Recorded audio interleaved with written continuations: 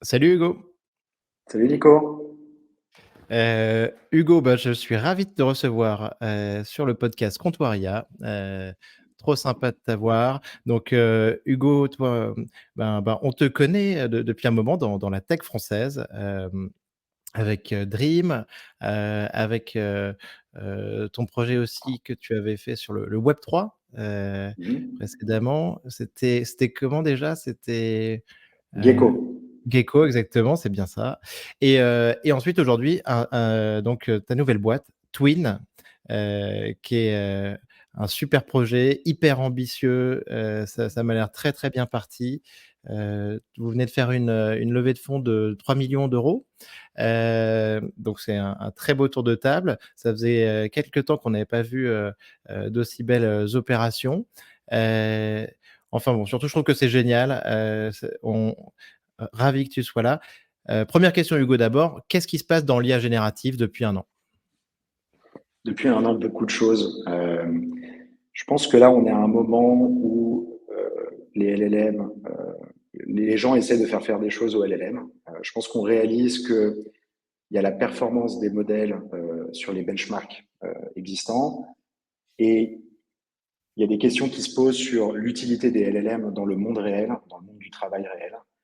Il y a eu toute une première vague d'applications de GenAI très text to content, générer du contenu, rechercher de l'information sur Internet, sur de la donnée d'entreprise, hyper utile. Donc moi, je me sers beaucoup aussi. On pose des questions, on a des réponses. Je pense que ça a été la première vague et donc nous, on regarde, il y a d'autres personnes dans le domaine qui regardent vraiment comment on peut utiliser ces modèles-là pour nous aider à prendre des actions, à vraiment faire des choses au quotidien. Et je pense que là, on est en train de réaliser que malgré les performances sur les benchmarks existants des LLM, les LLM sont aujourd'hui pas très forts pour prendre des actions ou faire des tâches que des humains en moyenne font assez facilement. Et je pense que là est tout l'enjeu. On parle beaucoup d'AGI, mais si les modèles de fondation ne sont pas capables de faire des tâches qui sont relativement simples pour les humains, ça reste quand même une limitation.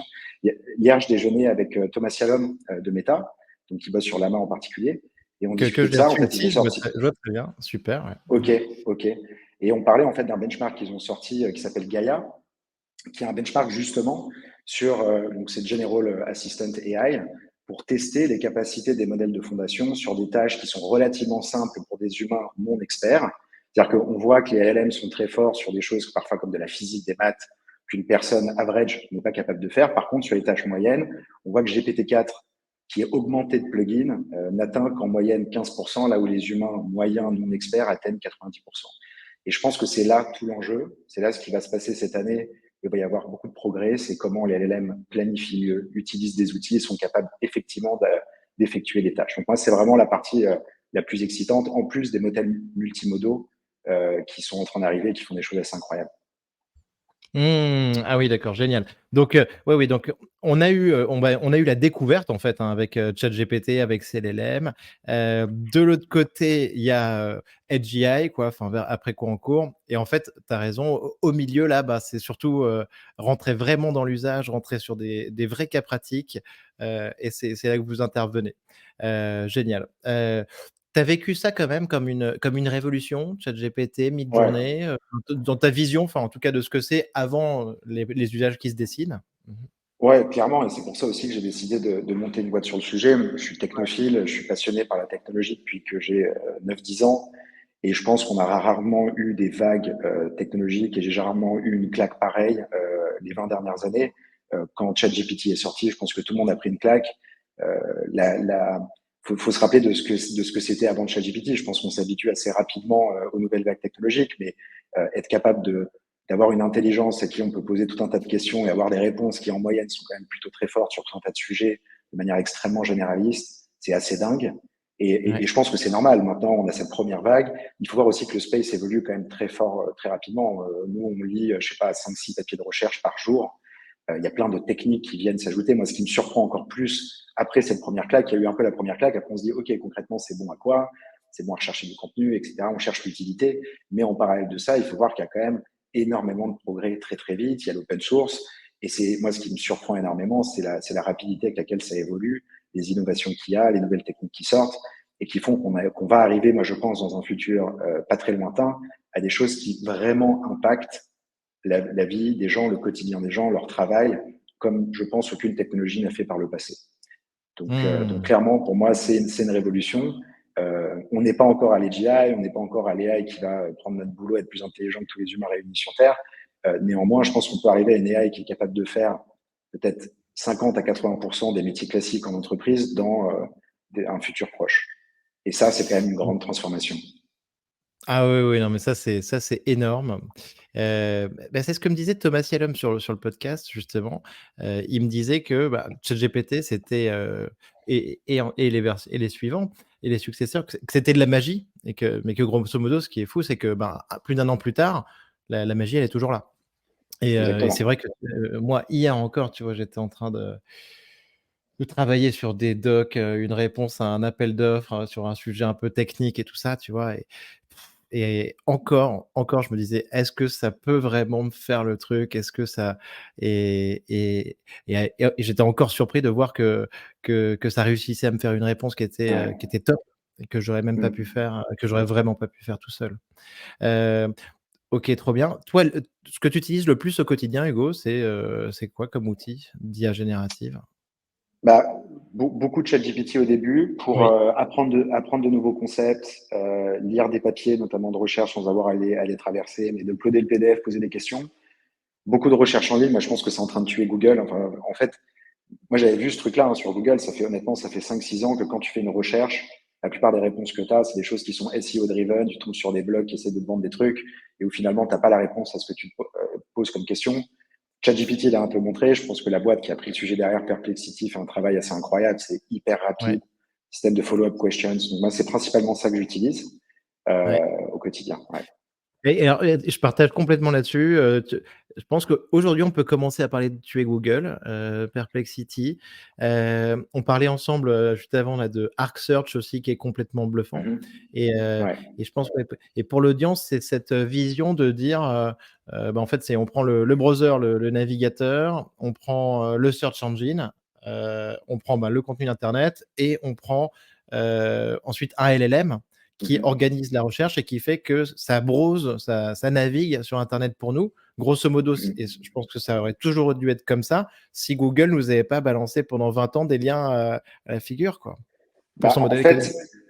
c'est exactement, en fait, c'est une question de modèle économique. C'est-à-dire que de base, le travail de Google, c'est d'organiser l'information d'Internet, ce qui est une super mission.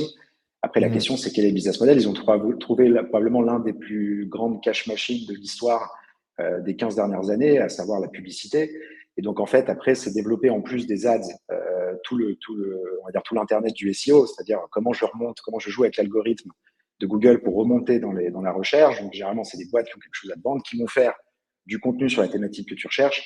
Mais concrètement, si tu parles des jobs to be done de l'utilisateur quand il fait une recherche en ligne, la plupart du temps, il se pose des questions, il veut une réponse. Donc, pourquoi avoir à browser 50 liens, passer au travers de plein de sites, versus avoir la réponse? Et je pense que c'est ce que Perplexity fait extrêmement bien.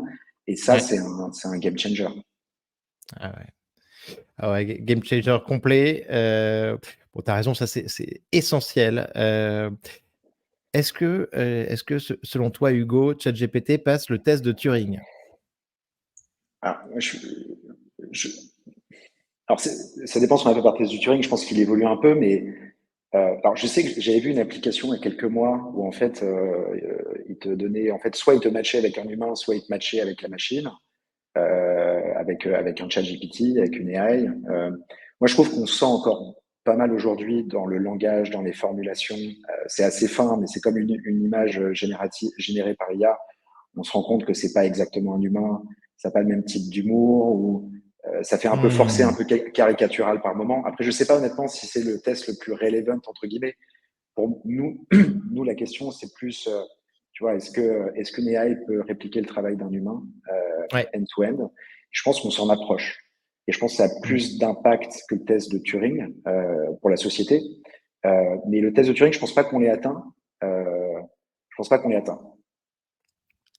Non, non, mais ça me va très bien. La question, elle est, justement, enfin, Ouais. sans être piège, en fait, je cherche à voir aussi un peu ce que tout le monde en pense et je suis tout à fait d'accord avec toi. Je pense que, aujourd'hui, ben, il va certainement falloir trouver aussi un nouveau test qui sera peut-être plus pertinent, Avant, on n'en avait pas besoin parce que la machine n'allait pas aussi loin, mais on va se poser la question. Donc tout à fait d'accord. Et par rapport à ce que tu disais juste avant, en effet, je pense que ces LLM, Sam Altman vient de dire que grosso modo, bon, ben, selon lui, AGI était assez proche, mais qu'elle changerait pas, l'intelligence artificielle générale, mais qu'elle changerait pas forcément le monde autant qu'on le pense. Parce que, Ouais, ben, on s'adapte, en fait, on se rend compte sur l'année là qu'on s'adapte assez vite à l'échelle humaine. Heu, bon, déjà, il y a eu quand même une grande adoption avec 100 millions d'utilisateurs en 2 mois, mais on s'adapte assez vite à ces outils. Heu, D'ailleurs, moi, je suis toujours surpris parce que les gens trouvent ça normal ou tu vois pas assez, ouais. ou très souvent vont râler sur les capacités, alors qu'il y a un an, c'était de la science-fiction. Enfin, mais voilà. Et donc, on s'adapte assez vite. Donc, elle changerait pas forcément le monde autant qu'on le pense. Mmh. Mais par rapport à ce que tu viens de dire, je me dis quand même, alors, pas changer le monde autant qu'on le pense, peut-être pas, mais le monde du travail, peut-être beaucoup Ouais. plus, non, Hugo? Oui, je suis complètement d'accord. Je pense que l'AGI, c'est un concept au départ de certains livres un peu futuristes, très proche de la science-fiction. On va avoir cette intelligence qu'on ne comprend pas trop, qu'on ne maîtrise pas, qui va être plus intelligente que nous, qui va faire des choses qu'on ne comprend pas. Je pense que la réalité de l'AGI, ça va plutôt être en fait pas une AI, mais plein d'AI, plein de systèmes qui deviennent meilleurs que les humains sur des tâches ou sur un scope très précis. L'AI, selon moi, alors on peut dire qu'il y a des formes de raisonnement, mais on ne peut pas du tout mettre ça à côté du raisonnement du cerveau humain, par exemple. C'est une autre forme de raisonnement. Euh, et je dirais qu'en fait, ce qui est en train de se passer, nous, on est en plein dedans, donc on le voit, c'est qu'en fait, l'AI va probablement faire aussi bien, et déjà, ça, c'est quelque chose, parce que c'est aussi bien, mais pour moins cher, beaucoup moins cher qu'un humain, beaucoup de jobs, beaucoup de tâches dans les métiers. Je pense qu'il y a une distinction entre les tâches et les métiers. C'est-à-dire que je pense que les métiers vont évoluer. Si on prend les tâches que les gens font aujourd'hui, elles seront probablement prises en grande partie pour des gens qui travaillent derrière un ordinateur, dans des fonctions marketing, de vente, ops, admin, même de product management, même de code, vont être Ouais. automatisées en grande partie. Et je pense que ce qui va se passer, alors déjà tout le monde est conscient. Moi, ce Mmh. qui me frappe énormément, c'est quand tu discutes avec des boîtes de taille intermédiaire ou de grande taille, des C-level, ils ont tous en priorité sur l'année d'intégrer la GenAI dans leur process. Ils ont déjà fait ce travail de, OK, concrètement, qu'est-ce qu'on fait aujourd'hui? Qu'est-ce que l'AI peut nous permettre d'automatiser, etc. Ils sont tous très excités par ça en réalité. Donc, je pense qu'en fait, on intègre ça quand même assez bien. On voit ce que ça peut donner et puis on s'y prépare. Néanmoins, je pense que la vraie, c'est comme dans toute vague technologique, c'est-à-dire qu'il y a des gens qui vont être capables de bien l'adopter. Donc, je te prends un exemple, je sais pas, un commercial qui va automatiser 80% de son job. Bah, il y en a certains qui vont, en gros, il va y avoir de nouvelles façons de travailler. Donc, tu vas manager, en fait, designer, manager des agents, les aider à les entraîner. Donc, plus une fonction de management qu'une fonction d'exécution. Tu as des gens qui Mmh. vont opérer les agents, qui vont les tester. Euh, et puis, tu as des gens qui vont être un peu in between. Et ça, pour le coup, je pense que c'est ça qui peut être le plus embêtant. Et c'est pour ça que les réflexions sur le revenu universel et aussi sur la formation, c'est-à-dire qu'est-ce que la personne fait demain, est Ouais. importante. Après, ce que tu vois aussi, c'est que je pense que si le coût de l'intelligence baisse énormément, euh, bah, on aura, les économies se porteront mieux, on aura plus d'opportunités, il y aura plus d'innovation. Tu vois, in fine, c'est quelque chose qui grandit plutôt qu'un truc qui annule des choses. Mais il ne faut pas oublier que dans les catégories de personnes, il y aura des gens qui vont l'adopter plutôt bien, plutôt moins bien. Et pour ceux qui l'adoptent plutôt moins bien, va falloir penser à ça, quoi.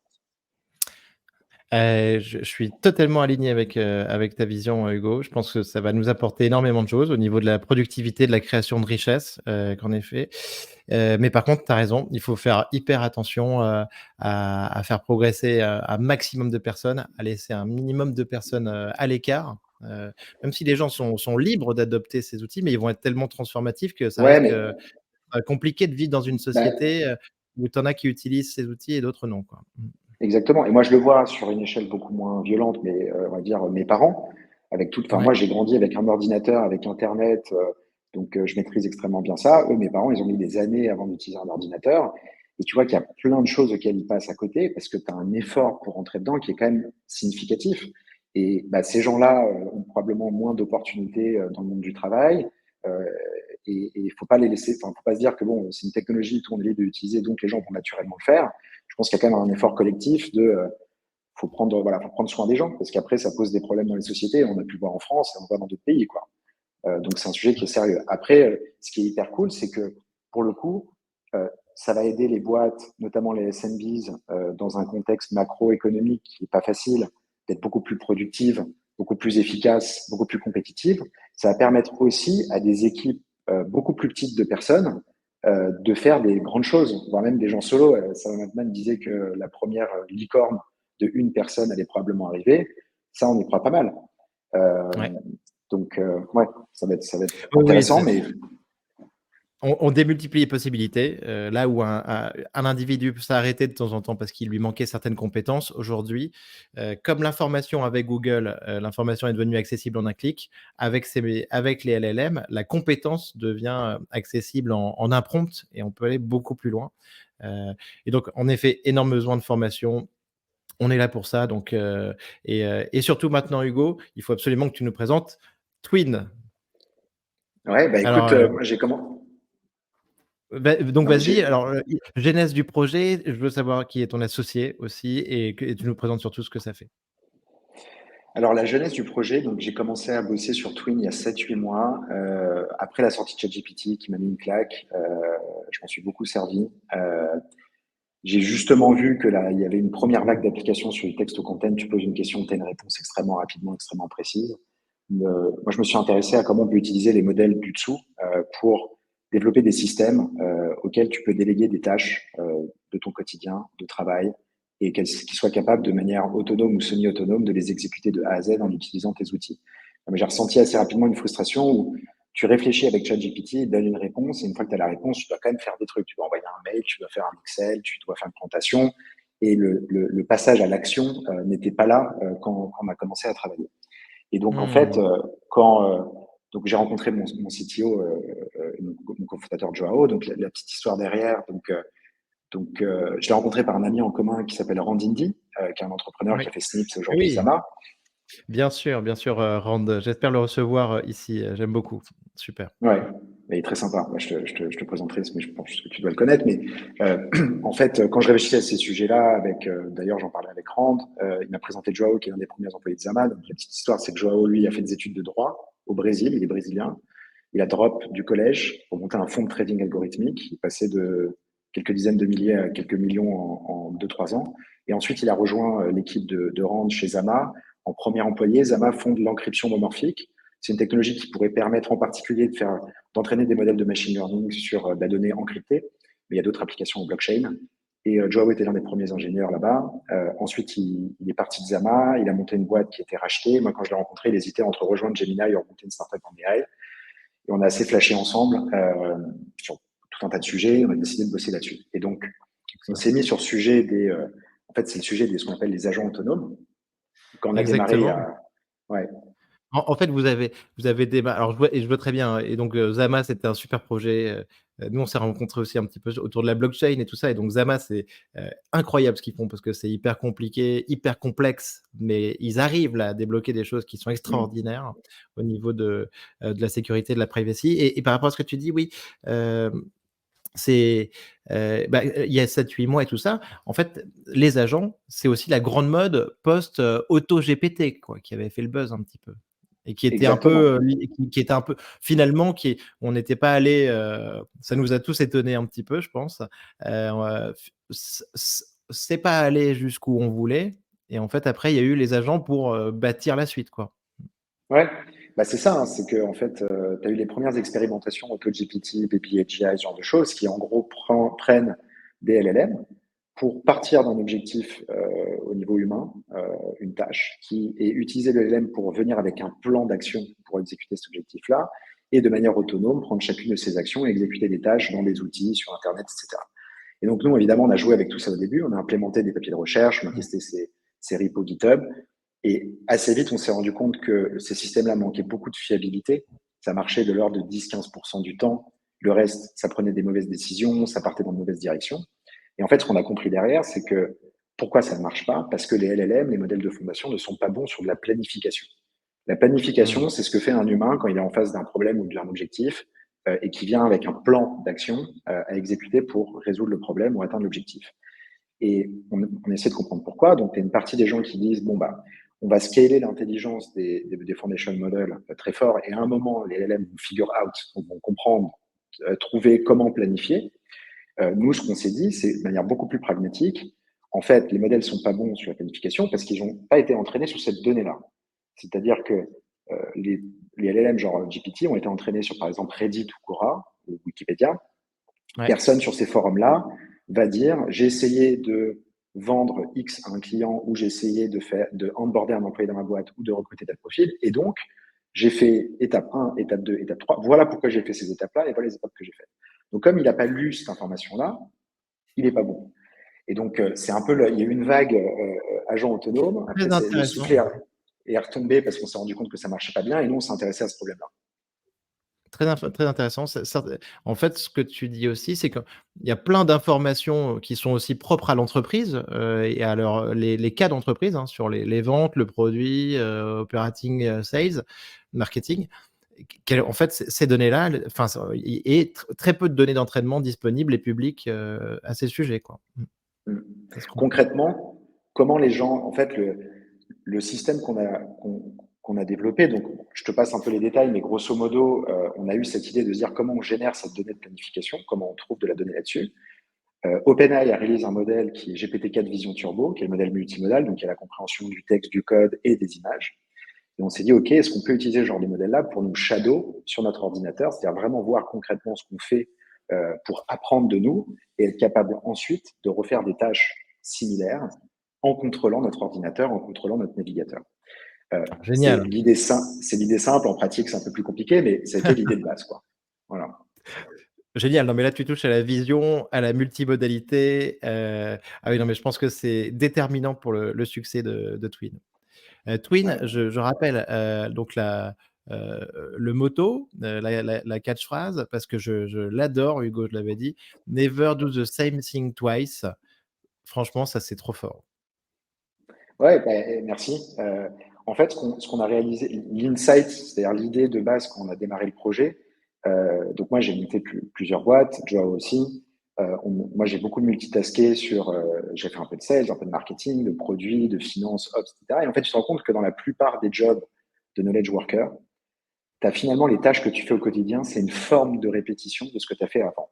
Les tâches purement originales, purement créatives, il y en a, et elles sont importantes, et c'est là où l'humain devrait se concentrer, mais tu fais quand même beaucoup de choses qui sont des répétitions, et beaucoup de ce qu'on appelle de micromanagement de ton ordinateur. Tu vas prendre une information dans un mail ou un truc dans un call pour ensuite faire une présentation, faire un document. Et donc, en fait, notre idée, c'est de dire, OK, prenons toutes ces tâches répétitives, time consuming, que les gens n'ont pas envie de faire, mais sont obligés de faire aujourd'hui, et essayons de développer un système qui est capable de les automatiser ultra simplement, de manière fiable, en langage naturel, un peu comme déléguer la tâche à un stagiaire. Un stagiaire intelligent, tu dis voilà comment je fais, refais la même chose, et il peut venir te voir s'il a des questions, mais te débarrasse d'une partie de tes tâches. Ah, c'est génial. Donc vous allez beaucoup plus loin, un cran plus loin en tout cas que ChatGPT, que les LLM, et les modèles enfin et les chatbots sur ces modèles fondationnels, pour effectuer des tâches. Donc pour les employés, enfin moi franchement, j'ai vraiment hâte d'utiliser. Pour les employés, c'est génial. Moi je le disais, hein, en préparant l'épisode, je me suis tapé la semaine dernière la traduction d'un document PowerPoint slide par slide. Je me disais, mais comment est-ce que je peux encore faire ça? Je me disais, c'est la dernière fois que je fais ça, tu vois? Il y a et là, je pense qu'avec vous, on va arriver à, à ne plus avoir à faire ces choses-là, à se concentrer sur la valeur, sur la réflexion, sur l'analyse, donc remonter d'un cran. J'encourage tout le monde à aller voir le site internet, donc twin.so. SO, c'est quoi comme extension, Hugo? C'est Software, software. software, très bien. Le twin Heu, de taille était un peu trop cher pour une boîte en précide, donc on a pris déjà le SO, et puis on fera la suite après. le site, il est trop marrant, il est hyper bien fait, il est à la fois ludique et productivité, donc je trouve ça génial. On voit très bien donc les différents cas donc dans lesquels vous pouvez proposer, enfin Twin peut apporter de la valeur. Donc, ressources humaines, vente, produits, ops. Donc vous avez pu tester un petit peu sur ces différentes fonctions et ça fonctionne bien? Ouais, alors en fait là on fait la première phase c'était tout le MVP technique quand on était Joe et moi, on a fait la levée de fonds, là on a des gens qui arrivent, qui sont arrivés ce mois-ci, qui arrivent le mois prochain. On est dans la phase de productisation, sortir une V1 et on va sortir cette V1 et la distribuer à ce qu'on appelle des design partners qui sont en fait des entreprises. Il y a des entreprises de taille moyenne, des plus grandes, des plus petites, dans la tech, dans les métiers de tech et dans plusieurs types d'équipes. Donc justement, l'ARH, le commercial, les ops. Mmh. Et en fait, ce qu'on fait, c'est que c'est un programme pilote où on lance la première version du produit accompagné d'une librairie de tâches pré-entraînées, sachant que nous, ce qu'on fait en amont de sortir le produit, c'est qu'on va générer de la donnée d'entraînement sur les agents. En fait, on va leur apprendre sur pas mal d'exemples les différentes tâches. Donc, typiquement, les tâches qui reviennent pas mal, c'est en RH, onboarder un employé. Tu dois lui acheter un ordinateur, tu dois lui faire son contrat de travail, le faire signer sur DocuSign, l'onboarder sur Alan, Swipe, Payfit, etc. Ça prend 1 heure et demie. Bon, ça, on a envie de le faire et que ça prenne même pas 1 minute à la personne. En prospection commerciale, tu as plein de choses tu contactes des gens de manière personnalisée, donc tu dois faire des recherches sur l'entreprise, tu dois faire des recherches sur ce que la personne a fait avant.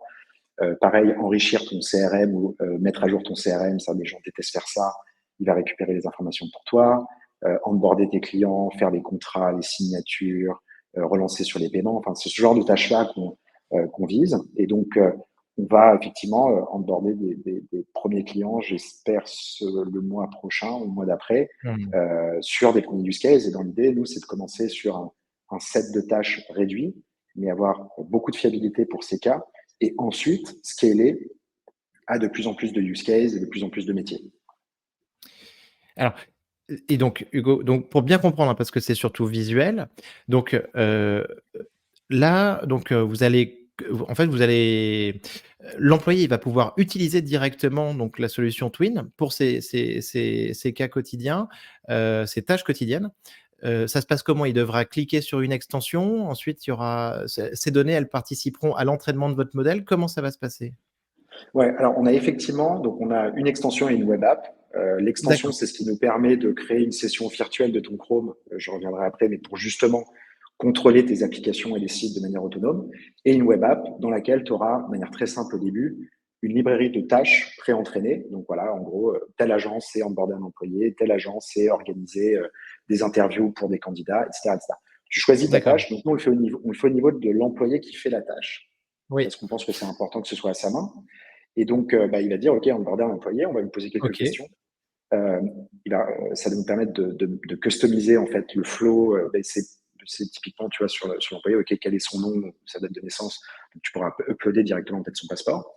Et à ce D'accord, moment-là, donc là vraiment, on se fait le déroulé, donc je veux onboarder un employé, tout ça. Là, je vais utiliser la web app, hein, on est d'accord? ouais, c'est ça. On va me poser quelques questions et tout ça et là, Tu, je vais faire ma tâche. hum, Vas-y, vas-y, vas-y. voilà, une fois qu'il a toutes les informations utiles pour faire la tâche, il démarre la tâche. Et ce qui va se passer ensuite, l'exécution, c'est grâce à l'extension. En fait, on crée une session virtuelle de Chrome de ton Chrome. Donc, ça veut dire qu'il a tes cookies, il a accès à tes apps. Tu n'as pas besoin des apps dans lesquelles tu es déjà logué, il va pouvoir y avoir accès. Et en fait, notre système, on lui apprend à naviguer de manière autonome sur n'importe quel graphic user interface, donc que ce soit un site ou une app. Et en dessous, on a des modèles multimodaux qui, grosso modo, vont prendre, disons, j'ai acheté un ordinateur pour un employé, je pars de la page d'accueil d'Amazon, je vais prendre un screenshot de la page actuelle, il va prendre un screenshot de la page actuelle, il va prendre le code, on a pas mal de processing de données, donc on crée une espèce de représentation compressée de l'état actuel. Et ensuite, on demande à plusieurs modèles différents, compte tenu de l'état dans lequel je me trouve, compte tenu de l'objectif que j'ai, quelle action je dois prendre avec mon environnement. Et ensuite, il est capable Ouais. de cliquer, extraire, grosso modo, faire ce que n'importe quel humain pourrait faire derrière un ordinateur, et ensuite d'exécuter la tâche. Voilà ce qui se passe under the hood. Et donc ça se passe à la base pour un employé, donc pas une entreprise et donc ça veut dire que attention, never do the same thing twice. On fait pas la même chose 2 fois, mais par contre, je dois la faire une fois quand même, Alors nous, en tant on a quand qu'employé? même non parce que on a justement Non? on a ce pré-entraînement, tu vois, sur cette V1 et sur D'accord. Design Partnership, c'est-à-dire que quand tu vas arriver et te servir du produit, on aura déjà en fait de la connaissance passée qui nous permettra de faire cette tâche-là. D'accord. La fonctionnalité de recording, c'est ce sera dans le futur. En fait, on est en train de la développer pour permettre de scaler à plein de use cases très précis, très différents. Pour les tâches Créer relativement une communes, nouvelle on aura tâche, assez créer de... une nouvelle tâche, C'est ça. créer la tâche, spécifique que je veux. D'accord, donc je peux accéder déjà à des tâches, existantes, enregistrées, créées. D'accord. Donc OK, donc je veux acheter cet ordinateur, pour l'onboarding. Donc là-dessus, je lance la tâche en fait et il va faire toutes les actions qu'il faut pour acheter cet ordi. C'est ça. Bah, question classique Hugo, je sais pas, Amazon, déplace un bouton sur leur site, l'ordinateur, bon ben, c'est pas le bon prix ou c'est pas le bon vendeur, il passe de, 2 000 balles, le MacBook, à 4 000. Qu'est-ce qui se passe? Comment je gère ça? Est-ce que tu rembourses les gens ou en fait ou surtout est-ce que vous avez pensé ça à ça un petit peu en amont? Ouais, très bonne question. Alors, il y a 2 points dans ce que tu dis. Un, la modification de l'interface. En fait, justement, ce qui est très intéressant, c'est que comme on est basé sur des modèles généralistes auxquels on apprend à se servir d'outils, il y a des capacités de généralisation. Donc, comment ça se transcrit? Justement, si Amazon change la couleur du bouton ou change la position du bouton, le modèle est assez intelligent pour comprendre que ça reste la même fonction qui est accrochée à ce bouton et qu'il faut du coup cliquer ailleurs. Ça, c'est justement l'une des forces de ce genre de modèle-là. La généralisation, ça veut aussi dire que si tu as vu un ou deux CRM, tu pourras gérer très probablement la très longue taille de 100 ou 150 CRM parce qu'in fine, tu as un bouton pour ajouter un lead, tu as un tableau avec nom, entreprise, etc. Et c'est à peu près tout le temps la même chose. Donc ça, c'est ça qui est très cool, c'est justement cette capacité de généralisation. Maintenant, euh, pour les points dangereux, nous, en fait, on pense que pour que ce genre de truc soit adopté, il faut que ce soit d'abord semi-autonome et pas complètement autonome. Parce que tu as besoin de lui faire confiance, tu as envie de savoir ce qu'il fait, etc. Notamment, on place en fonction des tâches des espèces de guardrails, des gardiens qui vont, par exemple, au moment des paiements. Les paiements, c'est l'un des sujets. Il y a deux sujets, c'est le paiement et la communication externe. Quand tu parles à d'autres personnes, bah, de faire valider. Donc, ça veut dire que ça commande, ça fait le processus. À la fin du processus, ça va t'ouvrir et te dire, en fait, ça t'ouvre la fenêtre où il est. Et c'est toi qui appuies sur la validation du paiement. Dans le futur, Mmh. je pense qu'on enlèvera, mais ça nous évite les erreurs importantes. Non, mais en vrai, quand tu me le dis, je comprends tout à fait, et c'est sûr qu'il y a un apprentissage, comme avec, ChatGPT, voir ce qu'on peut utiliser sur ChatGPT, comprendre là où il peut halluciner ou pas et comment Ouais, s'en servir et il y a une petite période d'apprentissage, par laquelle on passe, quoi. Ouais. exact. Et même au-delà de ça, c'est vraiment il faut, nous, contrairement à ChatGPT qui parfois peut te dire un truc moyen, nous, on exécute des tâches, donc il faut qu'elles soient exécutées de manière fiable. Et donc, il faut que l'utilisateur nous fasse confiance. Si ça se plante une fois, deux fois, la troisième fois, il s'en servira pas. Et donc, en fait, nous, notre enjeu, c'est d'avoir quelque chose qui est tu sais, en fait, qui sait ce qu'il sait faire et qui sait ce qu'il ne sait pas faire. Et quand il ne sait pas faire, il pose la question ou il te demande une validation. Et nous, on pense qu'en termes d'UX utilisateur, c'est beaucoup mieux que d'essayer de faire un truc complètement autonome qui parfois va se planter, ce qui fait que toi, tu lui feras pas confiance, donc tu t'en serviras pas. On préfère, tu prends une tâche qui prend 1 heure, pop-up et demander 30 secondes à l'utilisateur ou 10 secondes à l'utilisateur pour valider un truc et lui économiser 59 minutes, plutôt que d'essayer de lui économiser l'heure, mais parfois en faisant des erreurs. C'est un peu la vision qu'on a du truc. Non, non, mais c'est trop bien. Quand tu nous parles aussi de ton modèle et de ton fonctionnement sur, sur la vision, en fait, donc ce que je trouve génial et révolutionnaire parce que ça fait un moment qu'on est là-dedans comme ça, c'est si je peux dire ça, Hugo, c'est, adieu, bye bye les API quoi, en fait, d'une certaine manière aussi. Exactement. C'est-à-dire que, alors je sais pas bye bye, parce qu'en fait les API restent quand même Mmh. performantes Oui, pour certains types de dans certains tâches. cas, certains En, cas. en revanche, tu vois, tu as eu toute une vague d'automation software les dernières années, type Zapier, etc., qui font beaucoup d'automatisation par les API. Et je pense que ça a pas mal d'intérêt pour des usages at scale, etc. En revanche, comme nous, on passe pas par les API, ça a plusieurs avantages. C'est que on peut faire tout ce qu'un humain peut faire sur son navigateur, donc c'est-à-dire, et demain sur le browser, parce qu'on va développer aussi des choses qui sont au niveau du desktop. Euh, mais voilà, concrètement, tu n'es pas limité parce que l'API function te permet de faire. Et surtout, on n'a pas besoin de construire une API après l'autre dès qu'on fait une nouvelle intégration. C'est-à-dire que Day One, on est Ouais. quasiment compatible avec tout. Je dis quasiment parce qu'il y a des edge cases, évidemment. Parfois, l'agent, il faut qu'il apprenne un nouveau software, etc. Mais on est quand même sur une base très généralisable. Ouais. Ouais, non, non, mais franchement, c'est trop cool. Moi, j'ai trop envie de tester. Je vais rejoindre la liste d'attente et j'espère que tu nous ouvriras ça Yes. bientôt pour les auditeurs de Comptoiria. Hugo, tu m'as parlé aussi donc d'un concept que je trouve très intéressant, qui est moi donc je fais de la formation sur l'IA et je passe quand même un bon moment à chaque fois, tu vois, à essayer d'expliquer ce que c'est que prédire le mot suivant, pour expliquer en fait le fonctionnement d'un LLM, d'un large language model, de ChatGPT à mon audience. Et tu vois, sans aller dans la technique, en fait, c'est quand même le fonctionnement, probabiliste et c'est prédire le mot suivant et sur chaque inférence après inférence et une fois que tu as compris ça, je pense que pour le public, apprenant, ça permet de comprendre, d'avoir une base et un truc auquel se référer. Vous êtes sur, Predict the next action et est-ce qu'on peut parler de ça un petit peu et de l'idée du large action model, dont on parle un petit peu en ce moment? Et Ouais, puis le Rabbit alors là, notamment. ouais, c'est ça. Large Action Model, c'est comme ça qu'on marketait Rabbit, qui est un peu dans la vague de ces outils hardware qui va, pour essayer de mettre de l'IA un peu constamment, un peu partout, qui va recorder ce que tu fais et qui est un nouveau device avec lequel tu vas pouvoir interagir pour effectivement prendre des actions. Truc Et nous, on génial, se hein, pré... énorme succès du CES, je pense, qu'il y en a peut-être eu, Ouais, plusieurs dizaines de milliers vendus. Moi je l'ai commandé, donc ouais, peut-être que dans quelques temps, on verra apparaître sur le marché donc des machins orange quoi. Enfin voilà. ouais. Ouais, j'ai commandé Rabbit, j'ai commandé Lumen, j'ai un peu tout commandé, donc on va Parfait, tester ça. parfait.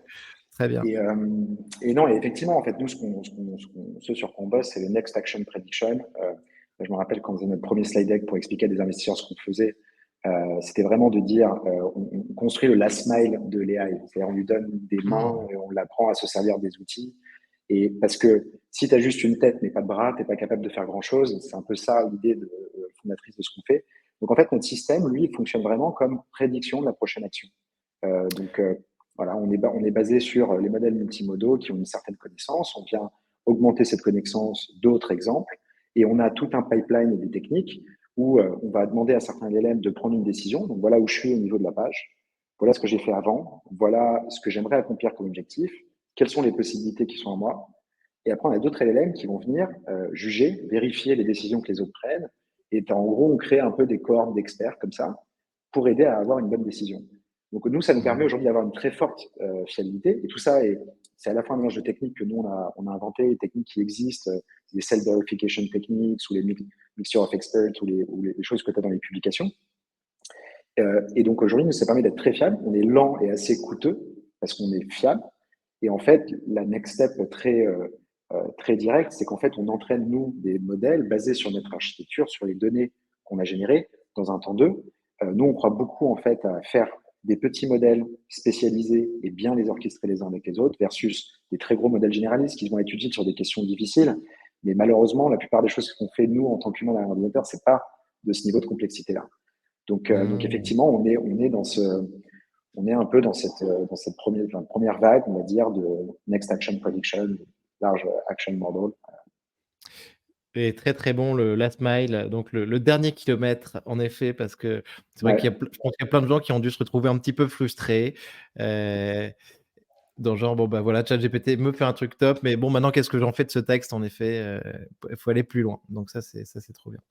Hem Tu as vu que OpenAI développait aussi un petit peu donc des agents là, on a parlé de Open Interpreter qui était je crois que c'est un projet open source, mais OpenAI développe aussi un peu ce qui s'appelle des agents, software pour contrôler, notre ordinateur, plus uniquement donc, dans ChatGPT ou l'agent, GPT, mais pour aller plus loin sur le contrôle de notre ordinateur? ouais. Écoute, je pense que OpenAI, il s'inspire des bonnes idées qu'il y a dans le marché. Hein, tu vois, ils se sont Bien sûr. vachement inspirés de caractères d'OTI pour faire les GPT Store. Oui. Ils Mmh. s'inspirent de d'autres entreprises qui font des ChatGPT d'entreprise pour faire ChatGPT for Teams, qu'ils ont lancé récemment. OpenAI, ils sont dans une position où globalement, ils ont beaucoup de capital, beaucoup d'ingénieurs, Ouais, beaucoup d'argent, ouais, donc ils peuvent ouais, expérimenter. Moi, néanmoins, ce que je ouais. vois, c'est que la culture d'OpenAI, elle est forgée autour d'atteindre les GI autour de la recherche et de la discovery scientifique. Et ChatGPT, c'est un accident pour OpenAI. Ils ont release ça au départ pour récolter de la donnée, pour être capable d'améliorer leur modèle, et ça a explosé. Et donc en fait, bah, ils récupèrent ça et cette traction pour derrière développer du business, le business leur permettant de relever plus de capital pour financer la recherche pour atteindre les GI. Et je pense qu'ils ont créé cette flywheel qui marche très très bien. Maintenant, si tu as de manière très pragmatique, alors je ne sais pas exactement ce qu'OpenAI va faire. Après, quand j'ai lu le texte, évidemment, ça me fait penser à nous sur certaines façons de l'exprimer et tout. Mais bon, en gros, ChatGPT, c'est un très bon produit, généraliste, c'est une très bonne démonstration. Mais tu vois, par exemple, sur la search, Perplexity est meilleur. Pourquoi? Parce que Perplexity se dit, moi, je fais que ça, je le fais extrêmement bien, et ils y arrivent. Ouais. Tu prends par exemple dans les fonctions legal, Harvey, qui est une startup qui a levé 150-200 millions, qui est spécialisée Bien. vraiment dans le legal AI, et ben, ils Ouais. ont un investisseur OpenAI parce que le produit pour les lawyers ne peut pas ressembler à un ChatGPT et parce que les données dont tu as besoin pour ces modèles-là sont spécifiques. Donc, OpenAI collabore. Et tu vois, donc OpenAI fait de l'enterprise aussi, mais ils font de l'enterprise avec des très grosses enterprises pour entraîner des modèles custom. Globalement, OpenAI ne peut pas tout faire. Donc, nous, ce qu'on pense, Ouais. c'est qu'ils vont faire des choses qui ressemblent un peu à ce qu'on fait, et, parce que voilà. Euh, mais toute la question, c'est, tu as le modèle, et ce pipeline, cette espèce qu'on appelle nous le middleware, c'est-à-dire vraiment ce que tu as entre l'interface et le modèle, est extrêmement important. C'est-à-dire comment je tape les modèles, sachant qu'il y a plusieurs foundation modèles en concurrence. On utilise Gemini, OpenAI, Anthropic. Comment je tape les bons modèles au bon moment, comment je récupère de la bonne donnée de bonne qualité et comment je la mets dans le système. Et ça, c'est difficile. Et une fois que tu kickstarts cette espèce de flywheel-là, bah à ce moment-là, tu vas être meilleur qu'un outil généraliste sur ces use cases précis. Donc, je ne sais pas exactement à quoi va ressembler je pense qu'ils vont faire un lancement un peu à la ChatGPT, un peu prosumer pour les gens un peu geeks, Hmm. etc. Je ne pense pas qu'ils iront adresser des verticales particulières d'entreprise. Et à voir. Oui, bien sûr. Non, mais après, et tu as raison, et pouvoir t'appuyer sur plusieurs modèles, c'est quand même super cool aussi. Ouais. Et la multimodalité, c'est sûr qu'on pense que Gemini va être très très fort sur le sujet, et peut-être plus fort que, en tout cas à ce stade, que GPT-4, quoi. Enfin, Mm. On essaie d'avoir euh, accès à Ultra, on l'a pas encore eu, mais apparemment Ultra est pas mal, ouais. Chez Ah ben Gemini. j'en parle. Alors justement, ça me fait une transition parfaite, Hugo. J'en parle parce que j'ai pas accès non plus. Mais je voulais juste parler de ta levée de fonds, mais surtout en fait des investisseurs, parce que c'est un peu l'écosystème de la tech et de l'IA française qu'on connaît. Et quand je regarde ça sur ton site, ça m'intéresse beaucoup. Et notamment quand tu me parles de Ultra, moi il y a notamment Mehdi que je connais bien, que je pense qu'il va venir bientôt sur ce podcast. Ça fait plusieurs jours que je le tanne et que je lui dis, Mehdi, mais attends, mais je comprends pas, pourquoi on n'a pas accès à Ultra en France? Et il me dit: «Bon, bah, ça arrive» et tout ça. Et donc il y a Mehdi, donc qui est Head of Product chez Google DeepMind, mais donc aussi, bah, il y a Motié Venture avec Nicolas Essayan, donc que je connais très bien, Clément Delangue, Thomas donc de GinkFace, donc ça c'est top. Romain, oui, le Head of Product de OpenAI, c'est ça qui était travaillé avec Head plein of de clients Developer avant? et, Head of Developer, ouais, ouais. écosystème. Et effectivement, qui avait monté une boîte avec Mmh. Tariq. Ouais. Ouais, Exactement. super. Heu, Après ce qui est très intéressant, bah, c'est je vois Rodolphe Sadet, mais parce que donc CMA CGM, très actif aussi maintenant dans l'IA, notamment avec Séverine Grégoire, et aussi, ben, depuis l'investissement dans QTI, donc sur l'open science, on attend beaucoup de choses. Charles Gorintin, Alan, bon, Thibaut Elzier, on connaît. Philippe Corot de Miracle, on sait qu'il s'intéresse beaucoup au sujet. Et après, bah, Rand, on en a parlé. Yann de, comment ça s'appelait, Captain, chauffeur privé. Captain, chauffeur privé. Merci Hugo. Yes, très bien. Euh, ouais, ouais, donc un super tour d'investisseurs, et tout ce monde de l'IA. BetaWorks aussi, que je connaissais moins, mais qui sont top, oui.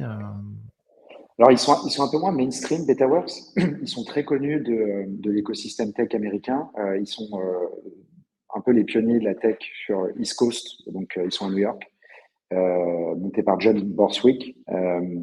Ils ont fait beaucoup d'investissements early, très successful sur la première vague tech web à l'époque. Ils ont été pas trop mal sur les AI, notamment ils ont été pré-seed, seed de Clément et de Hugging Face à l'époque où c'était encore un bot conversationnel. Et d'ailleurs, en fait, Clément avait participé à un programme de... Chaque année, ils font une espèce de start-up programme pendant 3 mois à New York avec 8-9 boîtes. Clément était au programme de peut-être 2015-2016, c'est là où il a monté en fait Hugging Face. On a été pris à ce Mmh. programme-là, en espérant qu'on a la même trajectoire cette année. Donc cette année, c'est sur les AI agents, justement. Et ils sont très à la pointe du sujet. Et c'était l'un des investisseurs que j'ai rencontré parce que on voulait faire principalement un tour d'angel. Alors on a eu des fonds, mais c'est plutôt des fonds d'angel. Donc Factorial, en fait, c'est un fonds d'angel de Clem Delangue monté en partenariat avec Factorial. Motier, c'est Mmh. un peu un méga angel français, et BetaWorks.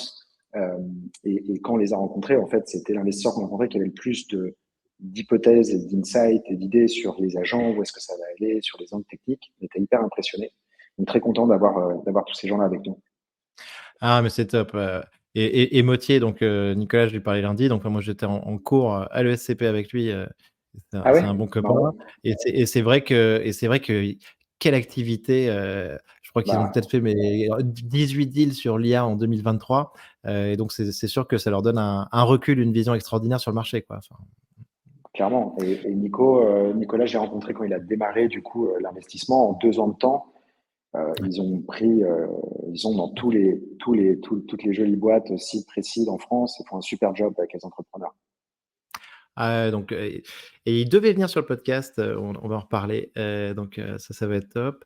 Mais ce que je vois aussi plus intéressant sur cette levée aussi, Hugo, bon, même si c'est cool, ça nous permet de parler du paysage français, mais ce qui est intéressant aussi, c'est qu'il y a quand même pas mal de boîtes, de startups, de scale-up qui, j'imagine, donc pour toi, peuvent être, super intéressantes pour tester, construire ton produit, quoi. Exactement. En fait, on a un peu un mix de Amérique-France, à peu près 50-50, même s'il y a beaucoup de Français, il y en a quand même pas mal qui sont aux États-Unis. On a des gens de l'AI, vraiment des gens super qui nous apportent leur expertise là-dessus, et puis des gens qui sont plus de la tech classique, qui ont très bien réussi, qui ont fait des très belles boîtes, qui sont à la tête de très belles boîtes ou opérateurs de très belles boîtes, qui sont évidemment en fait pour une grosse partie de ces boîtes-là, des gens avec lesquels on parle pour ce premier pilote. Alors nous, on va pas pouvoir prendre beaucoup de boîtes au début. On a un peu plus de demandes que ce qu'on va pouvoir fournir parce on est en train de recruter. Mais voilà, donc ça prend un peu de temps. Mais clairement, c'est super parce que quand tu parles à toutes ces scale-up là, ou même des plus grosses boîtes, hein, enterprise, il n'y a pas besoin d'expliquer l'importance de la GenAI, à quel point ça va être transformateur. Ils le savent, ils ont déjà des idées de comment faire. Et effectivement, il y a un peu un trou dans le space pour l'instant sur la partie automation action. Et donc là, on a Mmh. réussi à s'y mettre et c'est cool. Ah, génial. Hem Hugo, maintenant, je voudrais qu'on parle 2 secondes de ta vision un peu de l'impact de l'IA sur le travail. Enfin, on en a déjà parlé un petit peu, mais ce que tu vois, c'est donc une transformation du monde du travail, en tout cas dans le tertiaire, où on va, libérer pas mal de temps sur des tâches qui vont être automatisées par des outils comme Twid. Ouais, moi je suis pas expert des autres domaines. Cet expert-là, ce domaine-là, c'est celui qu'on regarde plus nous, vraiment au quotidien avec Twin, hein. Euh, donc je pense que tu as effectivement, en fait, nous on fait vraiment une analyse, hein, métier par métier, industrie par industrie, des tâches, comment elles sont faites au quotidien, et voir en fait ce qui est potentiellement automatisable par nous aujourd'hui et peut-être demain. Alors, il y a un potentiel, il y a encore beaucoup d'exécution technique pour que ce soit fiable, at scale, que ça fonctionne chez les gens, mais quand tu regardes la plupart des fonctions, tu te rends compte que peut-être 40 à 50% du temps passé aujourd'hui derrière un ordinateur peut être complètement automatisé dans l'année, quoi. Euh, il y a des enjeux techniques qui restent sur la scalabilité, sur le coût, sur la rapidité, sur être sûr de moins faire d'erreurs, etc. Mais on sent que c'est déjà là et peut-être plus dans les années qui viennent. En gros, moi, ce que je vois derrière, c'est que tu as des grosses boîtes qui ont plein de gens, qui font des métiers que les gens eux-mêmes n'aiment pas trop faire, Mmh. pour lesquels ils sont pas très bien payés. Donc ça, c'est une première catégorie, mais dans des entreprises un peu plus larges, un peu plus classiques. Tu as les boîtes intermédiaires qui sont pas financées par les VC, et je pense qu'il va y en avoir de plus en plus parce que ça va plus être le free money comme les 10 dernières années, qui, elles, ont besoin d'être pour une fois profitables, tu vois. Donc, il faut que mon business fonctionne, sinon je mets la clé sous la porte. Donc, pouvoir faire plus avec moins de ressources humaines, c'est intéressant. À l'échelle de l'employé et de l'individu, il y a aussi un truc quand même qu'il faut pas oublier, c'est que il y a eu beaucoup de burn-out quoi, les 10 dernières années. de passer beaucoup de temps derrière son ordinateur, à faire plein de tâches. Combien de pourcents de ces tâches-là sont vraiment intéressantes pour la personne? Pas Ouais. 100%, clairement. Donc, en fait, tu as plein d'aspects, si tu regardes vraiment au niveau du système. Et puis, comme je te disais, des petites boîtes, c'est-à-dire une équipe de une, deux, trois personnes pourra faire encore plus de choses parce que si en gros, avec Twin, tu automatises 90% du back-office de ta boîte, avec Perplexity, tu fais tes recherches, avec Midjourney, tu fais ton design, avec Poolside, bientôt, tu fais le développement de ton app. Bon, à la fin, tu as juste une idée sur un petit segment de population, tu peux faire entrer peut-être 50K par mois, peut-être 2-3, et ça peut peut-être scaler, quoi. Donc, en fait, il y a plein d'aspects au niveau du système. Maintenant, je pense qu'il y a il y a des réflexions un peu au cas par cas, en fonction des métiers, en fonction de ce que les boîtes prévoient de faire. Et je pense que ça va être l'un des enjeux des boîtes, quoi, d'accompagner, Ouais. d'accompagner là-dedans. Ouais, non, non, mais tu as raison et pour apporter plus de confort, plus de sérénité, aux employés, tu as raison de parler du burn-out, et ce que je te souhaite aussi, c'est que, le fameux exemple dont on parle un petit peu là de la First, la première billion dollar compagnie par, one person, par une personne, tout seul. Espérons que cette personne-là utilisera Il sera, Twin utilisera Twin et alors là, je pense que pour toi, ce sera gagné pour ce mais truc tu sais, niveau promo. Ouais. mais tu sais, pour la petite anecdote sur sur le premier slide de notre présentation, tout début, c'était pas tout à fait la même idée qu'aujourd'hui. On avait ça, on avait enabling the first person unicorn. Bon, les gens rigolaient un peu, D'accord. maintenant que Sam Altman l'a dit, ça passe un peu mieux, mais ouais, on s'était dit ça. Ah, trop bien. Hugo, maintenant je veux parler encore d'un petit sujet, très important que je veux absolument évoquer avec toi, parce que tu nous en vrai, sincèrement, tu nous as énormément inspirés, et fait, rêver avec, Dream. Donc, là, c'est génial de voir et de vivre avec toi ta nouvelle aventure. Mais donc si on revient un peu sur ce sujet, comment, récemment, alors par exemple, il y a une se il y a on a vu passer un truc, je t'ai envoyé un tweet, donc il y a des gens qui ont sorti avec un LLM, possibilité de contrôler, nos rêves lucides. Donc c'était Prophetic AI en fait, qui s'est lancé et qui te permet d'avoir des rêves lucides et de les contrôler. Hem, on en a parlé 2 secondes. Tu me disais que tu les connaissais. Est-ce que tu peux nous en dire un peu plus sur les rêves lucides, Hugo? Est-ce que tu y crois? Ouais, alors les rêves lucides, j'y crois et on avait déjà fait des expériences avec Dream en 2015-2016. On avait bêta-testé une fonctionnalité de rêve lucide où en fait on crée des triggers audio, tout ça. C'est facile, donc vous voyez l'activité cérébrale pendant que tu dors, donc on peut trigger des rêves, des signaux quand tu es en phase de rêve pour essayer de te créer un repère. Et si tu es assez entraîné, tu vas repérer ce repère-là pour être capable d'être lucide et contrôler ton rêve. C'est une expérience que pas mal de gens ont faite à l'époque déjà. C'était vachement, euh, c'était, c'était très niche au début, donc c'est pour ça qu'on n'est pas du tout poussé cette direction-là. Moi, j'ai vu des chiffres de prophétiques qui sont énormes sur la waitlist. Il y a beaucoup de gens intéressés. Je pense qu'on est dans un autre, on est dans un autre niveau de maturité du marché, mais clairement, ça fonctionne. Après, la question qui se pose, c'est quels sont les bienfaits, les bénéfices. Et ça, la science n'est pas encore complètement en accord là-dessus. Après, j'ai pas lu tous les derniers papiers de recherche sur le sujet, mais ce qui est sûr, c'est que je pense que ça peut être une expérience cool, quoi. Ouais, ouais. Expérience très cool, moi, il y a une époque, j'ai essayé, tu vois? C'est bon, c'est les bouquins, donc Carlos Castaneda, L'art de rêver, tout ça, mais c'est sûr que là, franchement, quand on imagine ça, que les transformers peuvent te permettre de contrôler tes rêves lucides et d'aller plus loin là-dedans, on se dit moi, enfin, sincèrement, quand j'ai vu ça, je me suis dit: «Waouh, c'est dingue!» enfin, Ouais. Après c'est voilà, je pense que les Transformers, c'est vraiment une architecture incroyable mmh que tu peux mettre sur pas mal de datasets et pas mal de use cases différents. C'est pas mal de choses qui se fait en scientific discovery, de la recherche sur les molécules, qui est assez dingue aussi. Ça, je pense qu'on va en entendre parler dans les années qui viennent. J'ai vu des projets de bosser là-dessus et c'est assez incroyable. Cette technologie de base, euh, on est probablement pas proche d'avoir atteint les limites. Néanmoins, il y a quand même, tu vois, Yann Lequin explique quand même que tu as Moi, je suis pas un expert comme ces gens-là, mais je lis les choses et tu as quand même probablement aussi d'autres architectures intéressantes pour essayer d'arriver à des machines qui résonnent comme les humains. Donc, ce qui est sûr, c'est que, étant donné le spotlight qu'il y a eu sur l'intelligence artificielle grâce aux Transformers, étant donné la quantité de capital qui a été investi, euh, fort à parier que dans les années à venir, on fasse encore d'autres belles découvertes. Ouais, il va en sortir quelque chose, c'est sûr. Ouais. Hem, Après, tu vois, et alors maintenant donc, après on aurait d'autres sujets, Mamba, tout ça, enfin d'autres architectures, mais je veux parler aussi d'un autre sujet encore avec toi, c'est, forcément d'actualité, Neuralink Vision Pro. Comment est-ce que tu as vu ces sorties là récemment? Tu trouves ça cool? Enfin, c'est deux devices, différents, on va dire, hein, pas aussi invasifs l'un que l'autre. Heu, Qu'est-ce que tu en as pensé?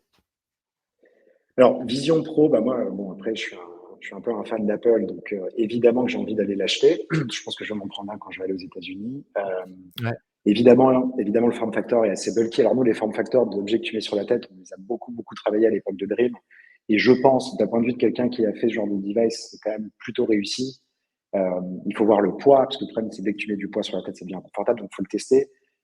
Là, tu es vraiment dans une V1, tu vois, ils réfléchissent pour l'instant vraiment à rajouter des layers 2D sur de la 3D. Mais ne serait-ce que ça, honnêtement, moi, je trouve ça cool. Hein. Enfin, tu vas pouvoir mater ton film sur un écran géant dans ton canapé, c'est déjà cool. ou dans l'avion. Tu as des choses, par exemple, ouais, ou dans Ouais. l'avion, t'as des. Moi, j'ai commencé le piano il y a 2 ans. Tu as des applications sur le piano où vraiment, en fait, il détecte les touches de ton clavier et il peut te faire, en fait, des cours. Ça aussi, j'ai très envie d'essayer. C'est évident on va dans cette direction-là. C'est une V1, les développeurs vont builder dessus. Moi, j'ai hâte. Sachant qu'en plus, c'est de la réalité mixte.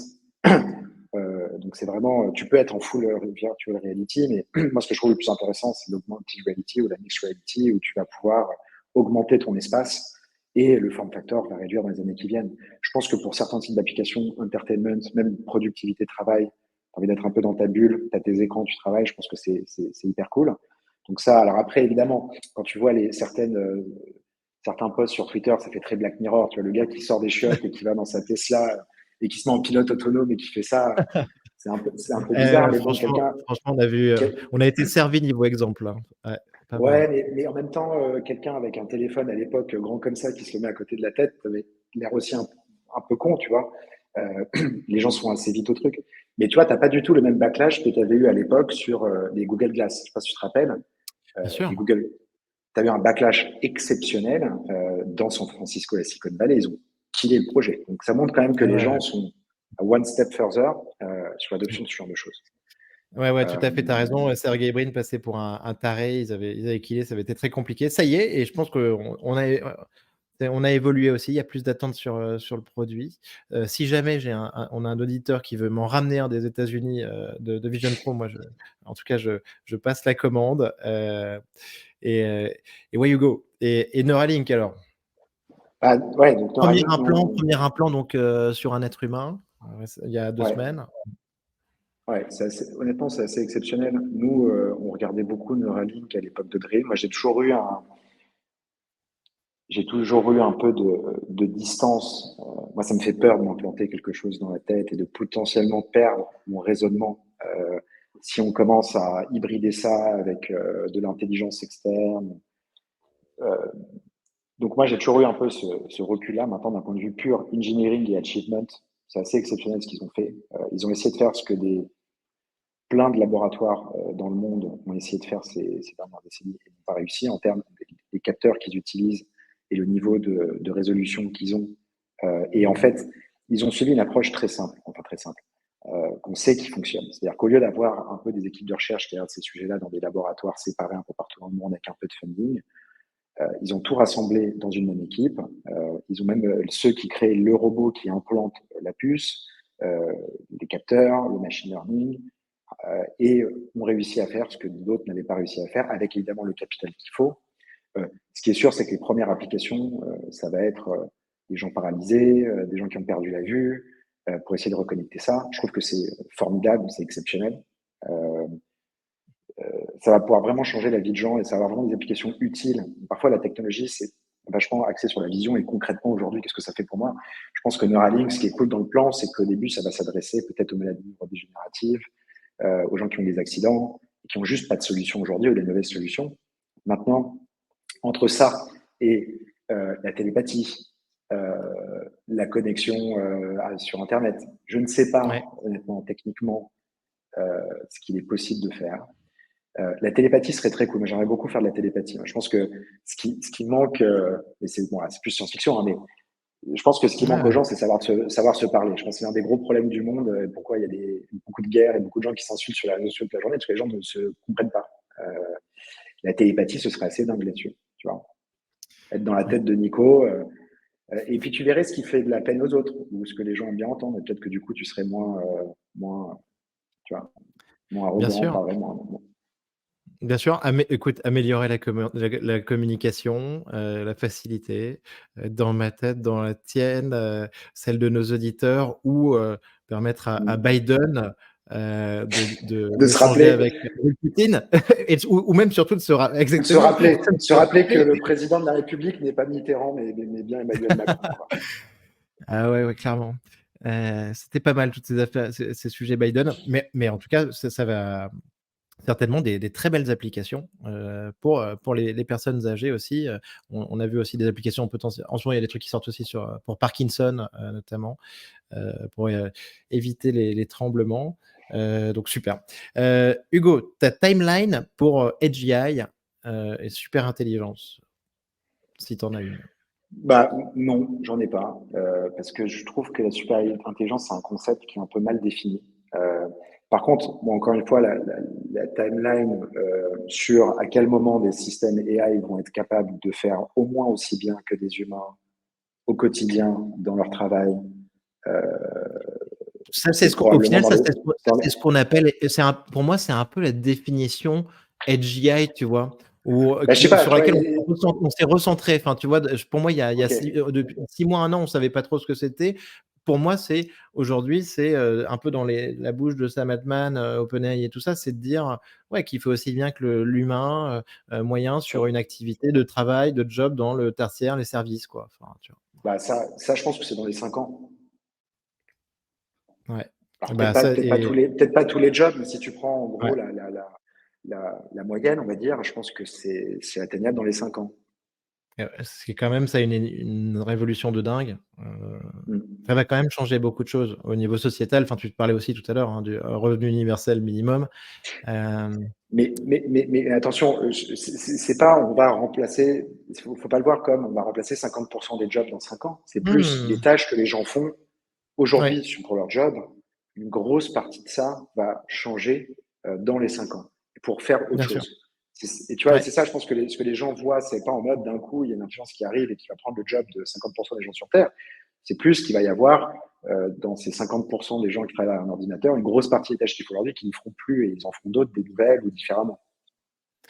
je suis tout à fait d'accord et tu as raison de le souligner, et si on va faire plus de tâches, on va aller beaucoup plus loin, création de, plein de nouvelles tâches, en plus. Et beaucoup plus de production, de productivité. Tu en parlais tout à l'heure aussi, ça peut être quand même un énorme relais de croissance pour l'économie, hein, je pense, ça peut nous conduire même à une forme, un peu d'hégémonie dans les années qui viennent, ça peut être un énorme booster, quoi. Mm. Mm. OK, super Hugo, dernière question, ton film, livre de science-fiction que tu nous recommandes? Euh, Moi, il y a deux films de science-fiction qui m'ont beaucoup ému et quand j'étais plus jeune. C'est Rencontre du troisième type, film de Mmh. Spielberg. Très bien. Parce que je trouve que ça reste quand même la conquête. Découvrir la vie extraterrestre, c'est probablement la conquête la plus importante qu'on ait. Et Bienvenue à Gattaca, qui m'avait fait, euh, qui m'a fait beaucoup réfléchir sur ce que veut dire être humain. Et en fait, bon, je pense que techniquement, on pourrait y être hein, sur Bienvenue à Gattaca. Je pense qu'il y a des raisons éthiques, philosophiques. Euh, mais c'est assez intéressant comme sujet aussi. Ouais, ouais, c'était super. Génial. Merci beaucoup Hugo, c'était trop cool. Donc bah, tout le monde, allez faire un tour sur le site, hein, twin.so comme software. Rejoignez la waiting list et on espère que Hugo ouvrira ça prochainement. C'est génial, c'est un super beau, projet. Hem, Franchement, ça donne vraiment envie et on va être très content de déléguer, plein de tâches à la machine et à notre jumeau virtuel, notre twin, qui va, nous permettre de pas refaire les choses 2 fois. Merci beaucoup Nico pour l'invitation. Très Merci cool. Hugo, merci beaucoup et à très Merci. bientôt. Ciao.